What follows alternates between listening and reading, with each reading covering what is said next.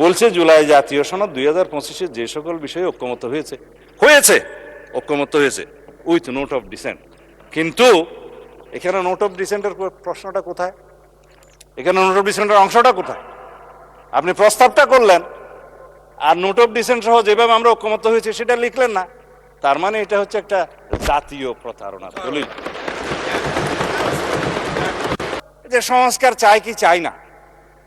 হ্যাঁ, ওখানে হা না দিবে, জবরদস্তি দিয়েছে, দিল।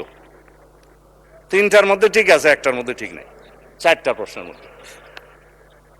তো সেইটা তো আর নির্বাচিত হয় নাই, সেটা হচ্ছে জুলাই জাতীয় সনদের পক্ষে আছে কি নাই। তো জুলাই জাতীয় সনদের পক্ষে তো আমরা আছি, সারা জাতি আছে। সেটা দিয়ে তো সংস্কার পরিষদের কোন সদস্য এখানে নির্বাচিত হয় নাই। শপথ নিবেন কিভাবে? এই যে মাননীয় সদস্য গ্যাজেট নোটিফিকেশন দেখাচ্ছে, আমি তো গ্যাজেট নোটিফিকেশন দেখতে দেখতে এই 70-এর কাছাকাছি আসছি। কোনটা গ্যাজেট আর কোনটা আইন সেটাই এখন বর্ণনা করছি। এখন সার্বভৌম জাতীয় সংসদের নির্বাচিত সদস্যগণ কিভাবে নির্বাচিত? সার্বভৌম জনগণের এখতিয়ার অনুসারে তাদের প্রতিনিধি হিসাবে তারা নির্বাচিত করেছে এই সার্বভৌম জাতীয় সংসদে প্রেরণ করার জন্য। আমরা ব্যক্তিগতভাবে কেউ সার্বভৌম নই, কিন্তু এই হাউস বাংলাদেশের একমাত্র হাউস যেটা সুভারেইন, যেখানে যেই আলোচনায় আপনি করবেন এটা আদালতে নেওয়া যাবে না। এটাই হচ্ছে সার্বভৌমত্বের প্রকাশ। জনগণের সার্বভৌমত্ব, জনগণ জনপ্রতিনিধি নির্বাচিত করে সাংবিধানিক ভোটের মাধ্যমে আমাদের এখানে পাঠাইছে। আর একটা ভোট যেটা গণভোট হয়েছে সেটা সংস্কারের পক্ষে আছে কি নাই, হ্যাঁ অথবা না বলেন।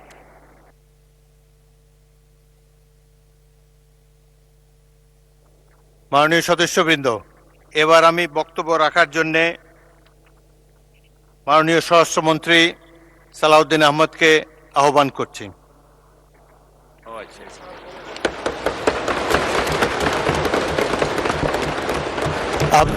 মাননীয় মন্ত্রী, আপনার সময় 30 মিনিট, তারপরে যদি লাগে আপনাদের সময়ের মধ্যে অ্যাডজাস্ট করে নেব। মাননীয় স্পিকার, আপনাকে ধন্যবাদ। আমাদের এখানে we have many pulse in our string. Already একজন বক্তৃতা দিয়েছেন, আরও দিবেন মাননীয় আইনমন্ত্রী। আমি না দিলে অনেক সময় খুশি হয় অনেকে। আমি ভাবছিলাম আমাদের আরও জুয়েলস যারা আছে তাদেরকে আজকে একটা একটা করে প্রকাশিত করব। মানে স্পিকার, অনেক ধন্যবাদ আপনাকে। আমি মাঝে মধ্যে আজকে একটু দেখব, কারণ রেকর্ডের ব্যাপার অনেক কিছু এখানে উত্থাপিত হয়েছে। আমাদের মাননীয় বিরোধী দলের অনেক বিজ্ঞ সদস্য, ব্যারিস্টার্স, অ্যাডভোকেটস যারা আইন কানুন সংবিধান উদ্ধৃত করেছেন, মজবুরিতে আমাকেও কিছু কিছু জবাব দিতে হবে। আজকে যে নোটিশটা মাননীয় বিরোধী দলীয় নেতা মুলতবি প্রস্তাবের জন্য উত্থাপন করেছেন, লিখিত কাগজটা আমার কাছে আছে। এখানে জুলাই জাতীয় সনদ সংবিধান সংস্কার বাস্তবায়ন আদেশ 2025, আদেশ নম্বর 1/2025, আমি পড়ছি ওনারটা। এর অনুচ্ছেদ 10 অনুযায়ী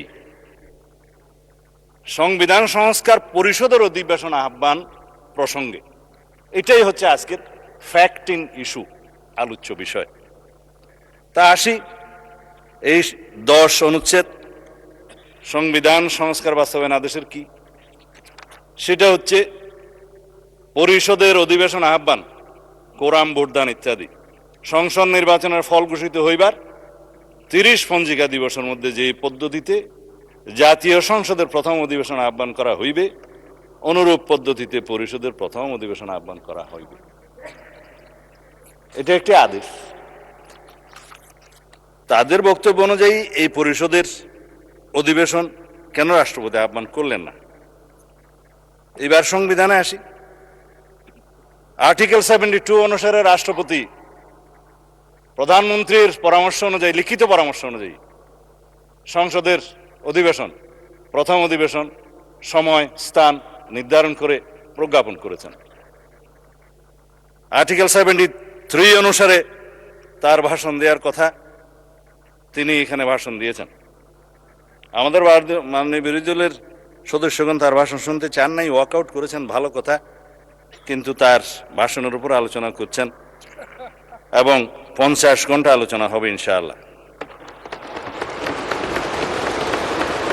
মাননীয় মহামান্য রাষ্ট্রপতির কাছে সংবিধান অনুযায়ী আমাদের কোন কোন সদস্য এখানে আছেন উপদেষ্টা হিসেবে শপথ নিয়েছেন। সংবিধান তখন ভালো ছিল, রাষ্ট্রপতিও তখন ভালো ছিল, কিন্তু ভাষণের দিন উনি মনোপুত হলেন না আর কি। যাই হোক, এখন এই আদেশটা নিয়ে যে আমরা আলোচনা করব, আদেশের অনুবলে যে সংবিধান সংস্কার পরিষদের অধিবেশন কেন আহ্বান করা হবে না তার উপর যে আলোচনা করব, আদেশটা কি, কিছু কিছু জবাবের মধ্যে চলে আসবে। মাননীয় বিরোধী দলের একজন সদস্য বলেছেন এই আদেশটা বৈধ আইন। এখানেই হচ্ছে বিতর্কটা। এই আদেশটা বৈধ আইন না। রাষ্ট্রপতি আদেশ জারি করতে পারতেন, পাস্ট টেন্স। 1971 সালের 26শে মার্চের পরের থেকে বাংলাদেশের সংবিধান প্রণীত হওয়ার আগ পর্যন্ত বাংলাদেশের স্বাধীনতার ঘোষণাপত্র অনুযায়ী এবং সেই অনুযায়ী laws continuance enforcement order 1971 10th April এবং the Bangladesh constitution provisional constitution order 1972 এই অনুসারে রাষ্ট্র পরিচালিত হয়েছে। রাষ্ট্রপতি অর্ডার জারি করেছেন, রাষ্ট্রপতির অর্ডার অনুসারে নবগঠিত রাষ্ট্র পরিচালিত হয়েছে। আদেশগুলো সবগুলোকে বৈধতা দিয়ে সংবিধানের প্রথম এবং চতুর্থ তফসিলে বৈধতা দেওয়া হয়েছে, কন্টিনিউশন হয়েছে। আমি সেই আদেশকে বৈধ আদেশ মনে করি। যে হাইকোর্টের আদেশ, যে রুলিংয়ের কথা বললেন, সেই আদেশগুলোকে আইনে পরিণত আইন বলে স্ট্যাটাস দেওয়া হয়েছে। অবশ্যই আর্টিকেল 152 অনুসারে একটা হচ্ছে ল, আরেকটা হচ্ছে এক্সিস্টিং লস, আইন এবং প্রচলিত আইন, দুই জায়গাতেই আদেশ হচ্ছে বৈধ আইন। অন্যান্য প্রথা, রুলস সবকিছু বৈধ আইন, আদেশও আইন। কিন্তু এই আদেশ ছিল, কিন্তু আদেশ জারি করার ক্ষমতা 1973 সালের 7ই এপ্রিলের পর রাষ্ট্রপতির আর রইল না। চতুর্থ তফসিলের সংবিধানের চতুর্থ তফসিলের ধারা 3 সাবসেকশন 2 সাবসেকশন 3 অনুসারে যে সমস্ত আদেশ জারি হয়েছিল সেটা বৈধ, এবং যে সমস্ত আদেশ জারি হয়েছে সেটা পরে রাষ্ট্রপতি বাংলাদেশে প্রণীত সংবিধানের সাথে সামঞ্জস্যপূর্ণতা দেওয়ার জন্য সেটা আদেশ সংশোধনও করার ক্ষমতা দেয়া হয়েছে। এবং সেখানে আপনি দেখবেন 2 বছরের টাইম লিমিট করে দেয়া হয়েছিল। আমি দেখে বললে ভালো বলি না, সেই জন্য এমনি বলি। তো সেই জায়গায় 2 বছরের সময়সীমা 1974 সালের একটা দিবসে শেষ হয়, সেটা আমি পরে বলবো, এখানে দেখে বলতে হবে। কিন্তু চতুর্থ তফসিলের ধারা 17 সাবসেকশন 2 লাস্ট প্যারাগ্রাফ অনুসারে বাংলাদেশের রাষ্ট্রপতির আর আদেশ জারির ক্ষমতা রইল না। তারপরে দেখে নিতে পারেন। তারপরে রাষ্ট্রপতি আদেশ জারি করলেন কিভাবে, সেটাই হচ্ছে আজকের ফ্যাক্ট ইস্যু। যেই আদেশের জন্মই বৈধ হলো না, সেই আদেশ হবে ভয়েড অ্যাব ইনিশিও লিগ্যাল ল্যাঙ্গুয়েজ, সূচনা থেকেই অবৈধ। এইবার বক্তৃতায় আসি। মাননীয় স্পিকার, এই আদেশটা রাষ্ট্রপতির অধ্যাদেশ না হওয়ার কারণে 133টি অধ্যাদেশ উপস্থাপন করা হলেও সংসদের প্রথম দিনে এই আদেশটা উপস্থাপন করা হলো না, কারণ এটা না হয় অধ্যাদেশ, না হয় আইন। আমি সেজন্য বলেছিলাম এটা হয়তো কোনো নিউট্রাল জেন্ডার হতে পারে। এনিওয়ে, এই আদেশটি অন্তর্বর্তীকালীন সরকারের অন্তহীন একটি প্রতারণার দলিল। এটা আমি আজকে আবার পুনরুচ্চারণ করছি।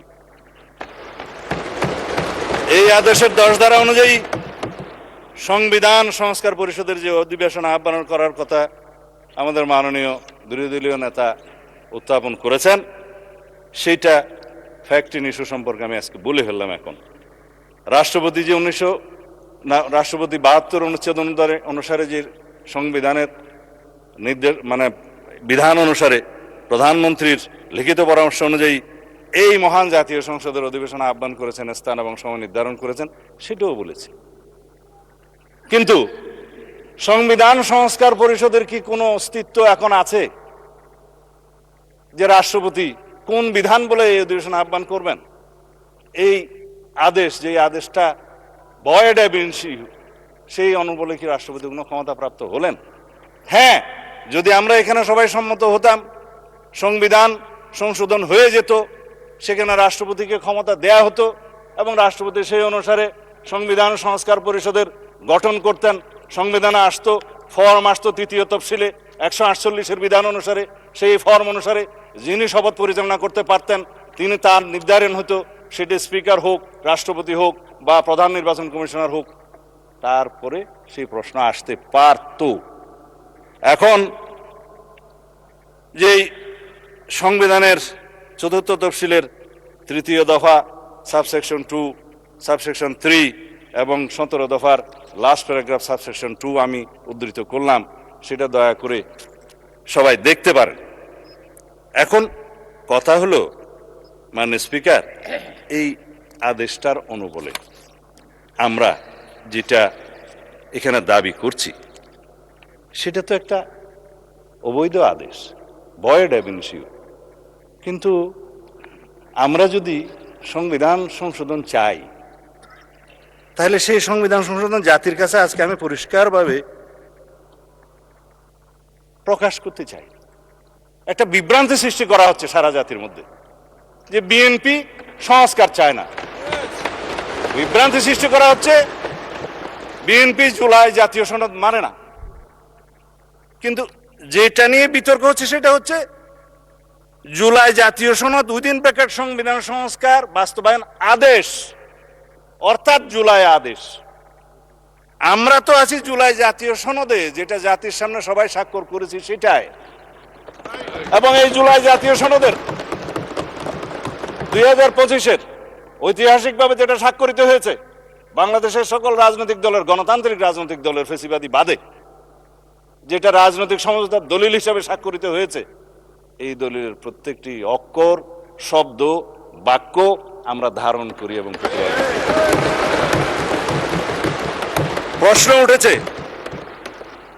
প্রশ্ন উঠেছে যে আমরা এই আদেশের অনুবলে কেন আমরা গণভোট যেটা অনুষ্ঠিত হয়েছে সেটা মানছি না। আসেন, গণভোট অনুষ্ঠিত হয়েছে, এই গণভোটের প্রস্তাবক তো আমরা ছিলাম। আমি প্রস্তাব দিয়েছিলাম বিএনপির পক্ষে যে অন্যান্য রাজনৈতিক দল জুলাই জাতীয় সনদ যখন স্বাক্ষরিত হবে, তখনও হয়নি, সেটার আইনি ভিত্তি দেওয়ার জন্য সবাই একটা দাবি উত্থাপন করলেন। বললাম হ্যাঁ, জনগণের সম্মতি নেওয়া যায়। এই জুলাই জাতীয় সনদের পক্ষে জনগণ আছে কি নাই? কারণ এই জুলাই জাতীয় সনদের দুইটা ভাগ।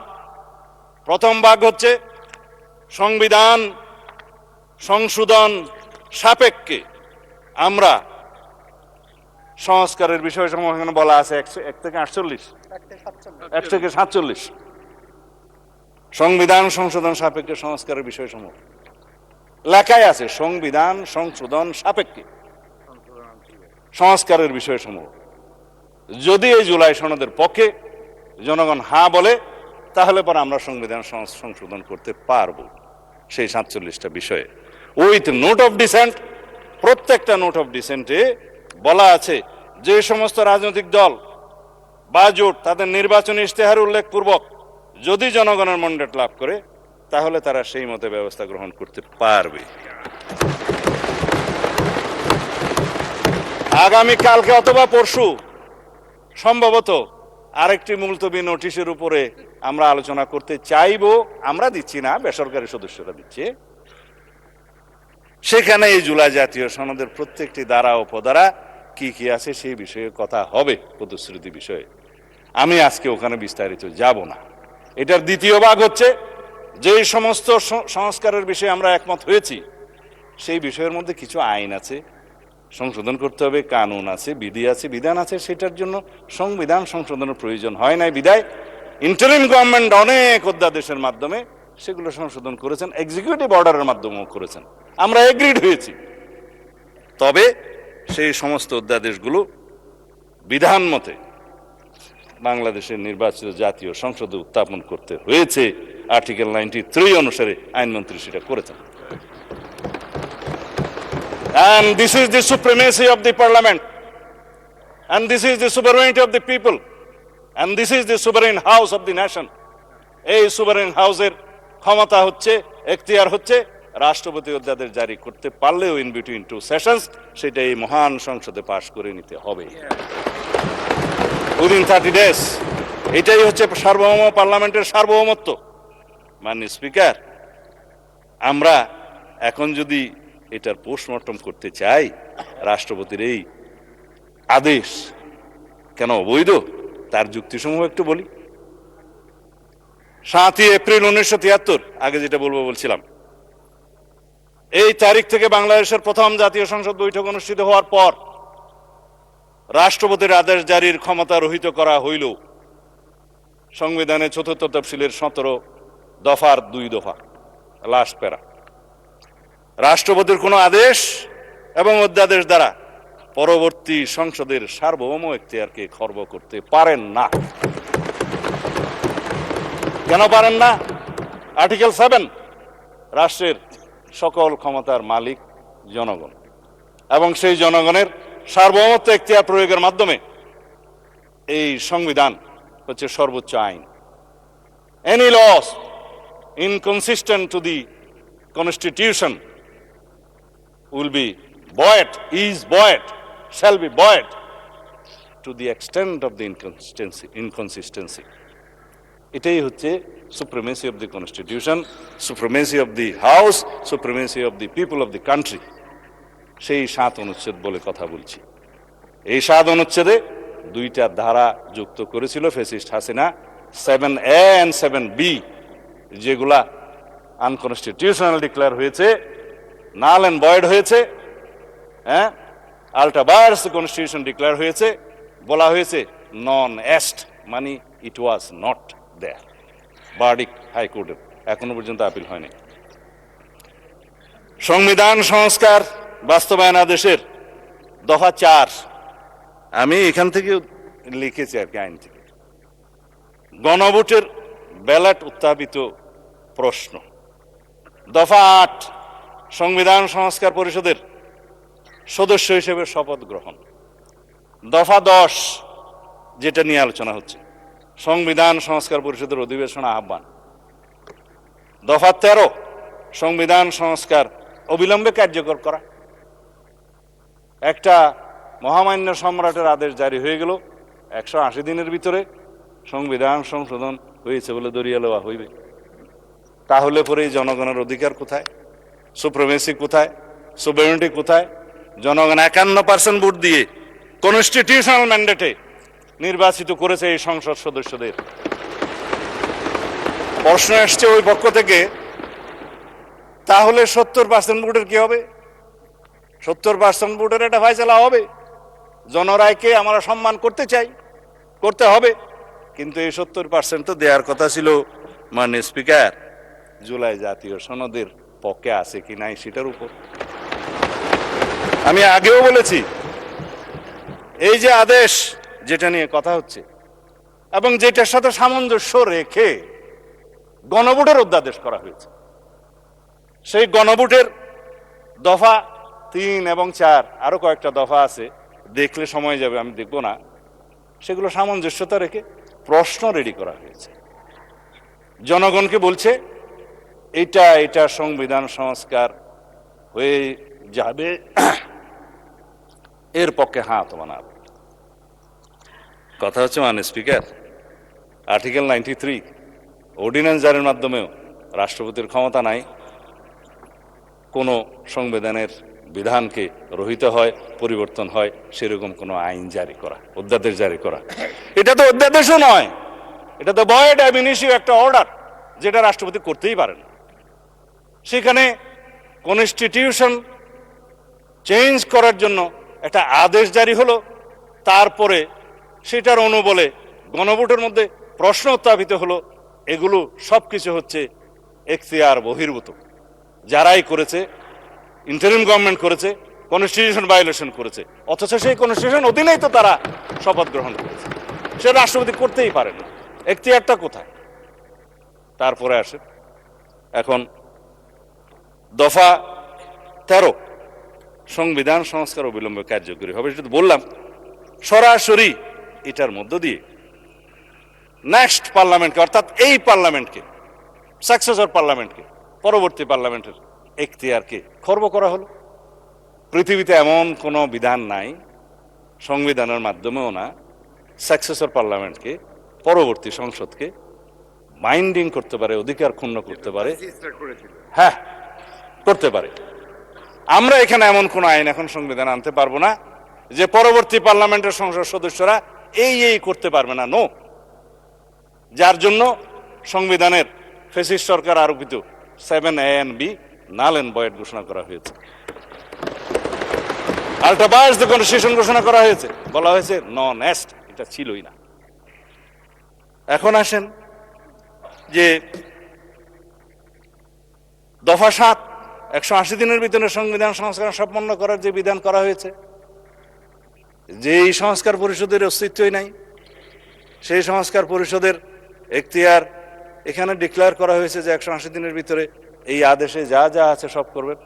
আদেশটার মধ্যে মাননীয় স্পিকার যে সমস্ত তফসিল দেয়া হয়েছে, 30টা তফসিল দেয়া হয়েছে। এই তফসিলের মধ্যে আদেশটা দেখলাম, আমি তো মনে করছিলাম 48টাই তফসিল এখানে ধরিয়ে দেবে, পক্ষে 47টা। বলছে জুলাই জাতীয় সনদ 2025-এ যে সকল বিষয়ে ঐক্যমত হয়েছে, ঐক্যমত হয়েছে উইথ নোট অফ ডিসেন্ট। কিন্তু এখানে নোট অফ ডিসেন্টের প্রশ্নটা কোথায়? এখানে নোট অফ ডিসেন্টের অংশটা কোথায়? আপনি প্রস্তাবটা করলেন আর নোট অফ ডিসেন্ট সহ যেভাবে আমরা ঐক্যমত হয়েছে সেটা লিখলেন না। তার মানে এটা হচ্ছে একটা জাতীয় প্রতারণার দলিল। এখানে বলছে দফা 4 অনুযায়ী গণভোটের ব্যালটে উত্থাপিত 4টি প্রশ্নের প্রত্যেকটিতে আপনি আলাদাভাবে হ্যাঁ অথবা না দেওয়ার বিধান, এই হ্যাঁ অথবা না দেওয়ার বিধান এইটা সংবিধান সংশোধনের প্রশ্ন জড়িত, এই পার্লামেন্টের সার্বভৌমত্ব লঙ্ঘনের সাথে জড়িত। সেই প্রশ্নই আপনি গণভোটে দিতে পারেন। যদি দিয়েও থাকেন 4টা গণভোটের প্রশ্ন, আমাকে কেন বাধ্য করা হলো একটা জবাব দিতে হবে হ্যাঁ অথবা না? বলা হচ্ছে যে তুমি এখানে 3টা শরবতের বোতল আছে, তবে এই কুইনেনটাও তোমাকে খাইতে হবে। মা ছেলেকে ট্যাবলেট খাওয়াতে পারছে না বেশি তিতা, তো কলা খাই ছেলে, কলার ভিতরে কুইনেনটা ঢুকাই দিল ছেলে, এবং খাওয়ার সময় দেখলো এটা তিতা তিতা লাগে, তার ওটা দূর করে বাইর করে ফেলাই দিল। এই কোন আইনকে আপনি জাতিকে এইভাবে বাধ্য করে খাওয়াইতে পারেন? 3টা প্রশ্নের সাথে জুলাই জাতীয় সনদের মিল আছে। আমরা গণভোট চেয়েছিলাম এই জুলাই জাতীয় সনদের ভিত্তিতে, সবাই সম্মত হয়েছিল। ইন্টারিম গভর্নমেন্ট, অস্থায়ী গভর্নমেন্ট, তত্ত্বাবধায়ক সরকারের মতো মৌলিক কোনো বিষয়ে সিদ্ধান্ত নেওয়ার এখতিয়ার রাখে না। তারা কিভাবে একটা অবৈধ আদেশ জারি করে রাষ্ট্রপতিকে দিয়ে? আমি মহামান্য রাষ্ট্রপতির সাথে তখন কথা বলেছিলাম যে মহামান্য রাষ্ট্রপতি, আপনি কি আদেশ জারি করতে পারেন? বলে আমি তো পারি না, কিন্তু আমাকে পারাচ্ছে। তা এখন রাজহংসকে জোরপূর্বক স্বর্ণের ডিম পারতে বাধ্য করার মতো ঘটনা। যাই হোক, এখন সেটা অবৈধ ডিম্ব হয়েছে। এখন সংসদ সদস্য হিসেবে শপথ গ্রহণের পর দফা 8 অনুসারে ওই আইনেরই, ওই আদেশেরই অস্তিত্বহীন সংবিধান সংস্কার পরিষদের সদস্য হিসেবে শপথ নেওয়ার কোনো বিধান না থাকার পরেও একজন মাননীয় ব্যারিস্টার সদস্য বলেছেন, না, আমার মাননীয় সদস্য বোধহয় ডক্টর শফিকুল ইসলাম মাসুদ বলেছেন, এই সংবিধান সংস্কার পরিষদের সদস্য হিসেবে শপথ নেওয়ার ফর্মটা আমি পটুয়াখালী থেকে আনি নাই, এখানে কে সাপ্লাই করলো? আমি একমত, প্রধান নির্বাচন কমিশনারের অফিস থেকে এই ফর্ম এখানে জাতীয় সংসদে দেওয়ার এখতিয়ার প্রধান নির্বাচন কমিশনার নাই। তিনি শপথ নিয়েছেন তফসিল 148 অনুচ্ছেদের অনুবলে তফসিল 3-এ সংবিধান সংরক্ষণের জন্য তিনি শপথ নিয়েছেন। তিনি শপথ ভঙ্গ করেছেন, সংবিধান লঙ্ঘন করেছেন। কেউ একজন সিভিল রাইট হিসেবে মামলাও করেছে, ওখানে পক্ষভুক্ত করে নাই নির্বাচন কমিশনকে, কিন্তু বার্ডিক যদি আসে নির্বাচন কমিশন যে এটা ভায়োলেট করেছে আসবে। আমি মাননীয় প্রধান নির্বাচন কমিশনারকে এখানে বলা ঠিক না, যেহেতু উনি অনুপস্থিত, অনুপস্থিত, এটা বিধান নাই। সেজন্য ঘুরিয়ে বলছি, প্রশ্ন করতে পারতাম, করছি না, যে আপনি সংবিধান সংরক্ষণের জন্য শপথ নিয়েছেন, এই ফর্ম আপনাকে দাখিল করা জাতীয় সংসদের সচিবের কাছে পৌঁছে দেওয়ার কি এখতিয়ার কে দিয়েছে, কোন আইন বলে দিয়েছে? জাতীয় সংসদের সচিব এখানে উপস্থিত আছে বলতে পারি, ভায়োলেশন তো হবে না। তিনি সেই ফর্মটা আমাদের কাছেও পাঠালেন, ওনাদের কাছেও পাঠালেন। আমরা তখন আমাদের নেতৃবৃন্দ মাননীয় প্রধানমন্ত্রীর সাথে আলাপ করে বললাম, আমরা তো আজকে শপথ নিতে যাব, এখানে তো দুইবার শপথ নিতে হবে, দেখা যাচ্ছে প্রথমবার শপথ নেওয়ার পরে দ্বিতীয়বার শপথ নিলে তো আগেরটা ভায়োলেশন হয়ে যাবে, এখন কি করবেন? বলে আমি তো এমপি হিসাবে নির্বাচিত হয়েছি, ব্যালটের মধ্যে একটা ধানের শীষ ছিল, আর একটা কোদাল মার্কা ছিল, আর একটা কি কি যেন ছিল, দাড়ির পাল্লা ছিল। আপনার খুশি হয়েছেন? ঠিক আছে, দাড়ির পাল্লাও ছিল, আচ্ছা শাপলাও ছিল না? ওনার আসনে শাপলা দাঁড়ায় নাই, ওনার আসনে শাপলা কুলি দাঁড়ায় নাই, ঢাকা 17-তে ছিল না, সেজন্য উনি না ওনার আসনে দাঁড়ায় না, ঢাকা 17-তে দাঁড়ায়। আপনাদের একজন ডাক্তার সাহেব দাঁড়াইছিল এবং ওনার পরিচয় দিছে যে আমি তারেক রহমানের বিরুদ্ধে ইলেকশন করতেছি, জানো না? বলছি তো উনি বললেন যে ব্যালটে তো এখানে সংবিধান সংস্কার পরিষদের সদস্য হিসেবে আলাদা কোনো ব্যালট ছিল না। ব্যালট ছিল না ভাইস, ব্যালট ছিল না। বলে যে এখানে এমপি নির্বাচিত হওয়ার জন্য কনস্টিটিউশনাল ম্যান্ডেট হিসেবে নির্বাচন কমিশন সংসদ সদস্যদের নির্বাচনে একটা ব্যালট দিয়েছে, সেখানে আমরা সিলটিল দিয়েছি। আর একটা গণভোটের ব্যালট ছিল যে সংস্কার চাই কি চাই না, হ্যাঁ ওখানে হা না দিবে, জবরদস্তি দিয়েছে, দিল। তিনটার মধ্যে ঠিক আছে, একটার মধ্যে ঠিক নাই, চারটা প্রশ্নের মধ্যে। তো সেইটা তো আর নির্বাচিত হয় নাই, সেটা হচ্ছে জুলাই জাতীয় সনদের পক্ষে আছে কি নাই। তো জুলাই জাতীয় সনদের পক্ষে তো আমরা আছি, সারা জাতি আছে, সেটা দিয়ে তো সংস্কার পরিষদের কোন সদস্য এখানে নির্বাচিত হয় নাই। শপথ নিবেন কিভাবে? এই যে মাননীয় সদস্য গ্যাজেট নোটিফিকেশন দেখাচ্ছে, আমি তো গ্যাজেট নোটিফিকেশন দেখতে দেখতে এই 70-এর কাছাকাছি আসছি, কোনটা গ্যাজেট আর কোনটা আইন সেটাই এখন বর্ণনা করছি। এখন সার্বভৌম জাতীয় সংসদের নির্বাচিত সদস্যগণ কিভাবে নির্বাচিত? সার্বভৌম জনগণের এখতিয়ার অনুসারে তাদের প্রতিনিধি হিসাবে তারা নির্বাচিত করেছে এই সার্বভৌম জাতীয় সংসদে প্রেরণ করার জন্য। আমরা ব্যক্তিগতভাবে কেউ সার্বভৌম নই, কিন্তু এই হাউস বাংলাদেশের একমাত্র হাউস যেটা সুভারেন, যেখানে যেই আলোচনায় আপনি করবেন এটা আদালতে নেওয়া যাবে না। এটাই হচ্ছে সার্বভৌমত্বের প্রকাশ। জনগণের সার্বভৌমত্ব, জনগণ জনপ্রতিনিধি নির্বাচিত করে সাংবিধানিক ভোটের মাধ্যমে আমাদের এখানে পাঠাইছে। আর একটা ভোট যেটা গণভোট হয়েছে সেটা সংস্কারের পক্ষে আছে কি নাই, হ্যাঁ অথবা না বলেন। আমার এই এখতিয়ার সংসদ সদস্য হিসেবে, এই সার্বভৌম সংসদের এখতিয়ার কি একটা গণভোটের সংস্কারের হ্যাঁ অথবা না দিয়ে 70%-এর কথা যেটা বলছে সেটা কি ভায়োলেট করা যায়? তারা তো বলেছে আপনি সংস্কার চান কি চান না, চেয়েছে, আমরা তো সংস্কার চাই, কিন্তু কিসের ভিত্তিতে চাই? যেটা রাজনৈতিক সমঝোতার দলিল হিসাবে জুলাই জাতীয় সনদ 2025 ভবিষ্যতের পথরেখা যেটা স্বাক্ষরিত হয়েছে ঐতিহাসিকভাবে, সেটার ভিত্তিতে সংস্কার চাই। আর প্রশ্ন উঠতে পারে গণভোট এবং তার ফলাফলের কি হবে? বলে ফেললাম, অসাংবিধানিক আদেশের অনুবলে বেআইনি কোনো আদেশের মাধ্যমে কোনো কিছুই বৈধতা পেতে পারে না মাননীয় স্পিকার। এই উক্ত জুলাই জাতীয় সনদ, সংবিধান সংস্কার বাস্তবায়ন আদেশ 2025 এবং গণভোট অধ্যাদেশ 2025, এই দুইটারই বৈধতা উচ্চ আদালতে চ্যালেঞ্জ করা হয়েছে, যা বিচারাধীন এবং রুল জারি হয়েছে বলে শুনলাম। অতএব বিচারাধীন বিষয়ে পার্লামেন্টে বিতর্ক হবে কি হবে না সেটা আলাদা বিতর্ক হতে পারে, এই বিতর্ক এখানে হবে কি হবে না। বাংলাদেশ জাতীয়তাবাদী দল বিএনপি এই স্বাক্ষরিত জুলাই জাতীয় সনদ 2025 এর প্রতিটি অক্ষর শব্দ বাক্যকে ধারণ করে বাস্তবায়নের জন্য জাতির কাছে আমরা অঙ্গীকারাবদ্ধ। আমরা জুলাই জাতীয় সনদের আলোকে জুলাই ছাত্র গণ অভ্যুত্থানের 2024-এর শহীদের আকাঙ্ক্ষা এবং জাতির প্রত্যাশা পূরণের প্রতিশ্রুতিবদ্ধ। এদেশের জনগণ বিএনপির নির্বাচনী ইশতেহার সমর্থন করে শতকরা 51% ভোট দিয়ে তাদের ম্যান্ডেট দিয়েছে বিএনপিকে। কিন্তু আমরা সরকারি দল, বিরোধী দল সবাইকে নিয়ে এই মহান জাতীয় সংসদে সমঝোতার ভিত্তিতে আলাপ আলোচনার মধ্য দিয়ে সংবিধানের গণতান্ত্রিক সংশোধনী আনতে চাই। বাংলাদেশের মানুষের বিশাল জনপ্রত্যাশার প্রতি আমরা সকলেই দায়বদ্ধ।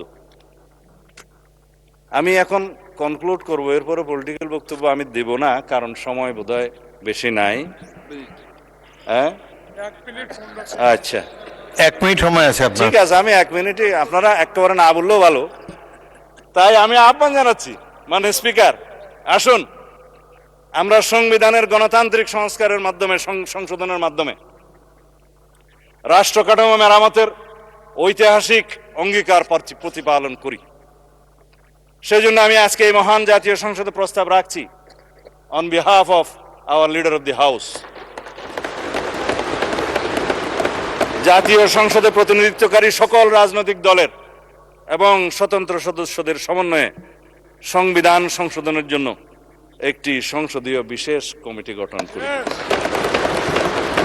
এবং উক্ত কমিটিতে আমরা সকলে মিলে আলাপ আলোচনা করে সমঝোতার মাধ্যমে জনপ্রত্যাশিত সংবিধান সংশোধনী বিল এই মহান জাতীয় সংসদে উত্থাপন করি এবং সেটা সমঝোতার মাধ্যমে আমরা গ্রহণ করি। আমার সময় শেষ। ধন্যবাদ মাননীয় মন্ত্রী।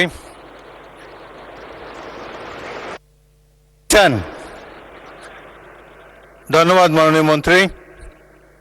এখন আমি বিরোধী দলের নেতা তার বক্তব্য রাখার জন্য অনুরোধ করছি।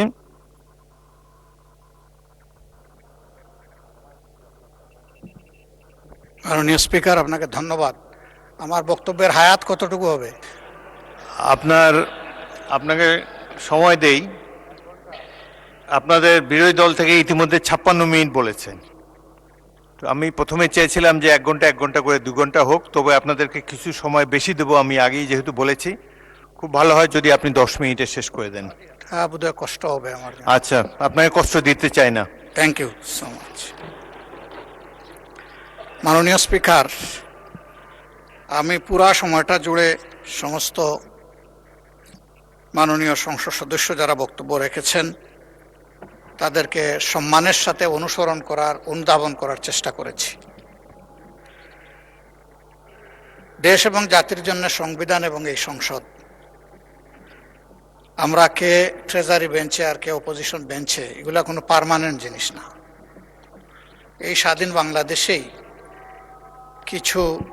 কিছু দল তারা ওখানে বসতেন, আজকে তারা কোথাও নেই।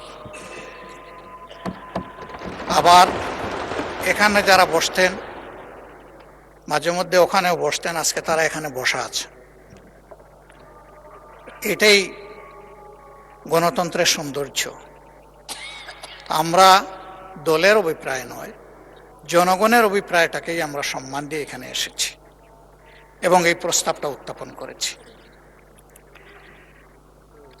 অতি গুরুত্বপূর্ণ বক্তব্য রেখেছেন মাননীয় স্বরাষ্ট্রমন্ত্রী। যেহেতু আন্দালির রহমান পার্থ সাহেব এখানে নেই, এই জন্য আমি ব্যাপারে কোনো কথা বলবো না। উনি ফায়ার করেছেন, কিন্তু কিছু কিছু ফায়ার ওনার ব্যাক ফায়ার হয়ে গেছে।